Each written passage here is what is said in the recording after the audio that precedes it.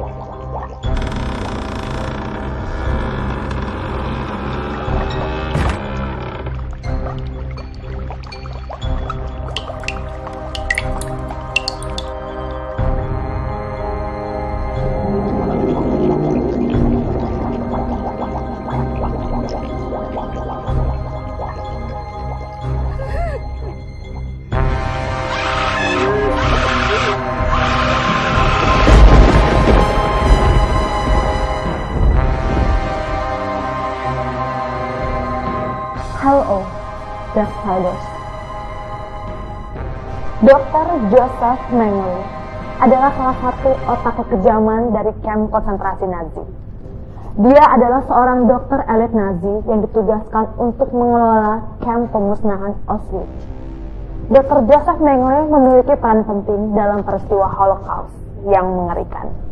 Ia dikenal dengan sebutan malaikat kematian, yang terkenal akan kekejaman eksperimen medisnya di kamp konsentrasi tahanan Nazi di Auschwitz, Jerman. Bertugas menemukan metode kembar genetika yang dapat meningkatkan angka kelahiran kaum Arya untuk Adolf Hitler. Stay strong, Darksiders.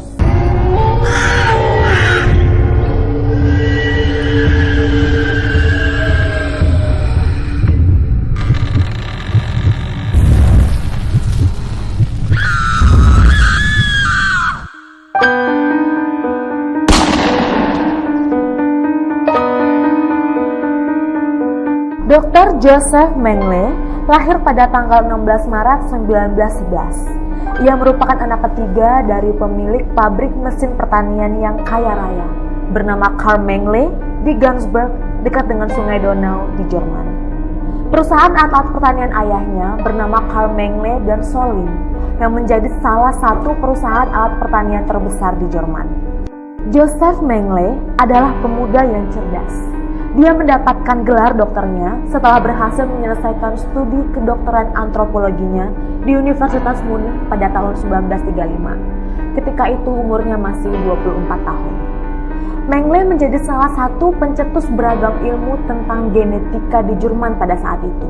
Hingga akhirnya ia mendapatkan gelar kehormatan sebagai dokter medis pada tahun 1938. Studinya di Bonn, Munich, dan Wina diselesaikan dalam waktu singkat. Dan pada tahun 1935, ia mendapatkan gelar doktor dalam ilmu filsafat. 4 tahun kemudian, ia menjadi doktor dalam ilmu kedokteran di Frankfurt. Kedua gelar itu kemudian dicabut dengan alasan pekerjaan ilmiah lebih penting daripada politik. Joseph Mengele yakin bahwa masa depannya berada dalam ilmu pengetahuan. Sejak tahun 1937, ia bekerja sama dengan Profesor Otman van Verswijk di Lembaga Biologi Keturunan dan Heidenreich di Frankfurt.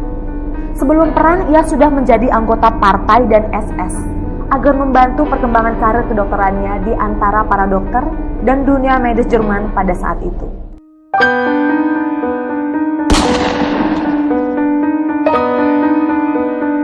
Joseph Mengele masuk dalam angkatan militer Nazi setelah menyelesaikan pendidikan dokternya. Ia pernah dikirim menuju garda depan pertempuran di Ukraina dan melawan negara Soviet. Berkat jasa perjuangannya saat itu, ia dianugerahi Iron Cross sebanyak 2 kali. Dr. Joseph Mengele mengalami luka parah saat musim semi tahun 1943 dalam pertempuran di Donetsk. Akibatnya ia dinyatakan tidak cocok lagi untuk bekerja di medan perang. Karena hal itu, ia pun diangkat menjadi dokter kamp konsentrasi di Auschwitz. Heinrich Himmler yang menjadi pimpinan tertinggi di kamp konsentrasi Auschwitz bekerja sama dengan beberapa dokter yang ditugaskan dalam kamp tersebut, termasuk Dr. Joseph Mengele. Dr. Joseph Mengele seorang dokter yang terkenal akan kekejaman eksperimen medisnya di kamp konsentrasi Jerman Nazi di Auschwitz, Jerman. Dr. Joseph Mengele bertugas melakukan eksperimen untuk menemukan metode kembar genetika yang dapat meningkatkan angka kelahiran kaum Arya untuk Adolf Hitler. Dia mendapatkan kebebasan oleh pemerintah Nazi untuk membuat banyak eksperimen dan penelitian menggunakan tahanan Yahudi sebagai kelinci percobaan yang menyedihkan pada saat itu. Salah satu kekejaman eksperimennya adalah menyuntikkan tinta ke dalam bola mata tahanan kamp konsentrasi Nazi dan melihat apakah tinta tersebut dapat merubah warna mata manusia. Ia juga memvaksinasi korbannya terhadap ancaman penyakit sebelum membunuh mereka dengan peralatan bedah yang disterilkan. Julukan malaikat kematian yang melekat pada diri Mengele tidak lepas dari kekejamannya ketika mengiring orang-orang Yahudi masuk ke dalam ruang gas pembantaian. Ia juga memilih sendiri orang-orang Yahudi yang dianggapnya pantas masuk dan tewas secara tragis di dalam ruangan gas tersebut. Dr. Joseph Mengele tidak perlu alkohol untuk membuat dirinya mabuk agar berani menyiksa tahanan kamp seperti para dokter lainnya. Dia menyiksa tahanan kamp dengan membuka keran gas beracun yang masuk ke dalam ruangan tertutup dengan sadar dan menikmati para tahanan tersebut mati secara perlahan. Bahkan ia juga melemparkan bayi ke dalam oven hidup-hidup. Kesadisannya tak hanya sampai di situ. Mengele menawarkan permen kepada gadis-gadis kembar, kemudian menembak leher mereka. Ia juga mengebiri atau mensterilkan ratusan tahanan laki-laki, menjanjikan bubur dan susu kepada para ibu hamil yang kelaparan, supaya mereka mau menjadi volunteer untuk percobaan Mengele.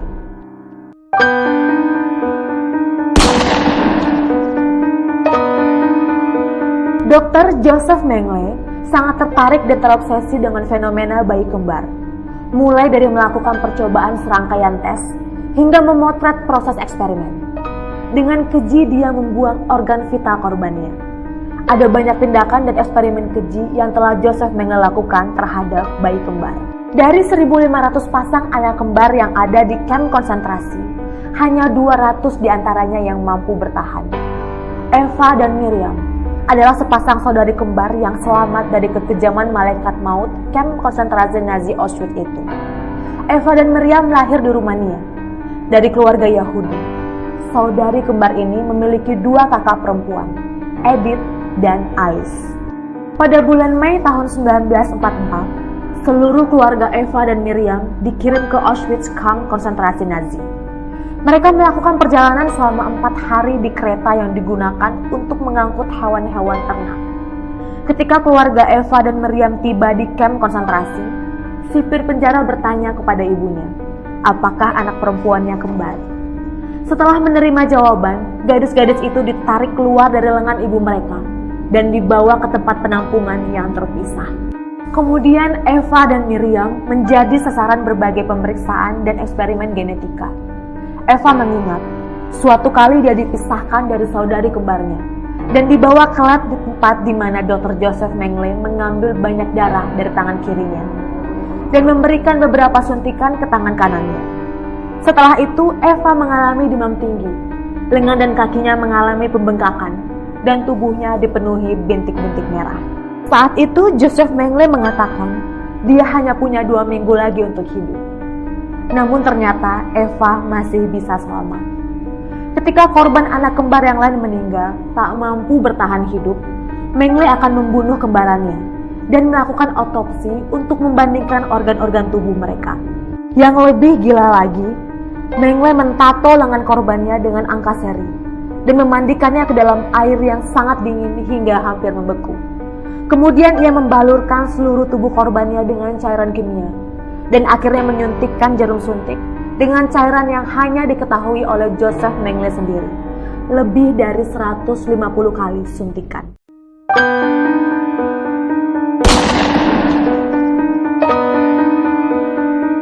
1945 menjadi tahun kekalahan bagi Nazi Jerman. Setelah pasukan Nazi berhasil dipukul mundur oleh pasukan sekutu, lalu menyusul pembebasan kamp-kamp tahanan, termasuk Auschwitz. Mengele pun memutuskan untuk melarikan diri ke Argentina. Mengele dan para dokter yang bertugas di Auschwitz dinyatakan hilang pada saat itu. Namanya pun sempat masuk dalam salah satu orang paling diburu di dunia pada tahun 1949 dengan dakwaan kejahatan perang.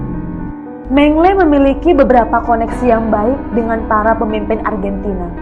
Salah satunya adalah Presiden Juan Domingo Perón. Dia bahkan sempat beberapa kali bertemu dengan Perón di beberapa acara.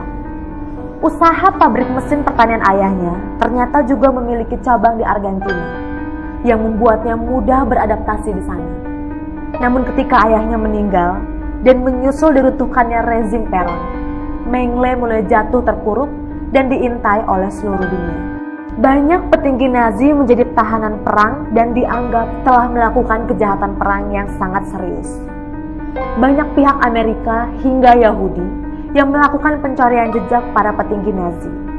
Dan nama Mengele dan Adolf Eichmann menjadi yang paling dicari di seluruh dunia. Pasukan yang dibentuk bernama Mossad untuk melakukan pencarian ini berhasil menangkap Eichmann pada tahun 1960 di jalanan sekitar Buenos Aires. Tidak lama kemudian, Eichmann diadili dan dihukum mati.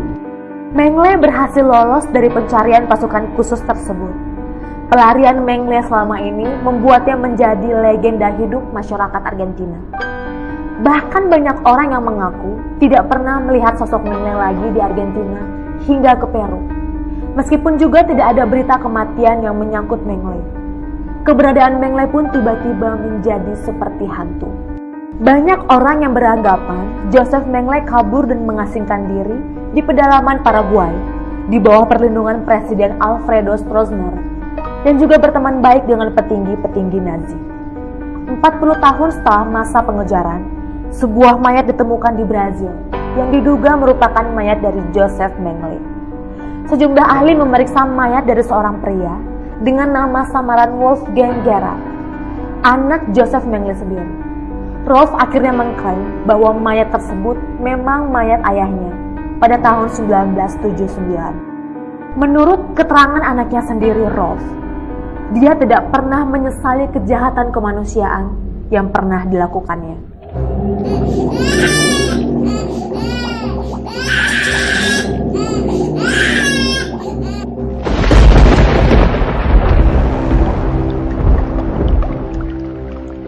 Kode etik mengharuskan ahli medis untuk menyelamatkan manusia, bukan untuk mengejar hasrat buta yang tak berkepri kemanusiaan dengan membabi buta. Karena manusia diciptakan secara mulia untuk melakukan hal yang mulia. Karena kebaikan satu-satunya adalah pengetahuan, dan kejahatan satu-satunya adalah kebodohan.